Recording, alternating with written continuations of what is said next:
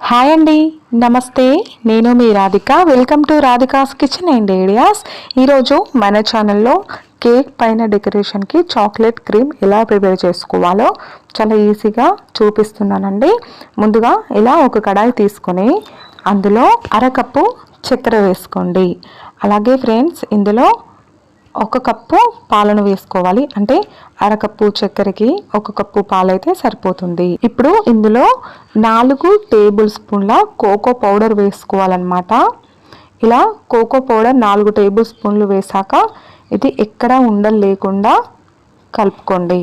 ఇలా దీనిని కలుపుకున్న తర్వాత ఇప్పుడు స్టవ్ ఆన్ చేసుకొని స్టవ్ పై దీనిని పెట్టేసుకోవాలి. ఫ్రెండ్స్, ఇలా లో ఫ్లేమ్లో మంటను పెట్టుకొని ఇలా కంటిన్యూస్గా కలుపుతూ ఉంటే మనకు ఇది చక్కగా క్రీమ్ లాగా రెడీ అయిపోతుందన్నమాట. ఇలా ఒక 3 నిమిషాల పాటు కలుపుతూ ఉండాలి.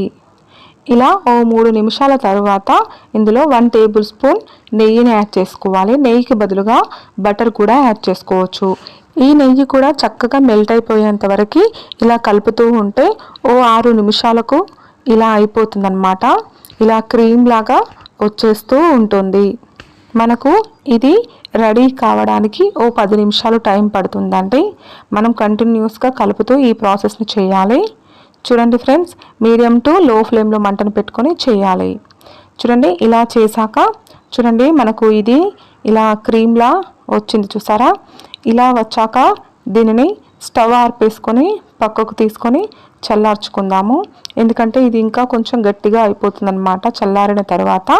అందుకనే మనం చూసుకొని తీసుకోవాలి. ఇలా కలుపుతూనే ఉండాలి, లేదంటే అడుగు అనేది అంటుకుంటుంది.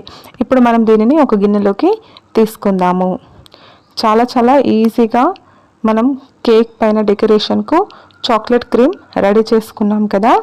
ఫ్రెండ్స్, మీకు ఈ వీడియో నచ్చితే లైక్ చేయండి, షేర్ చేయండి, కామెంట్ చేయండి. అలాగే మీరు కూడా ఇంట్లో ట్రై చేసి మీకు ఎలా కుదిరిందో మీ ఫీడ్బ్యాక్ని నాకు కామెంట్ చేయండి. Thank you for watching. Bye.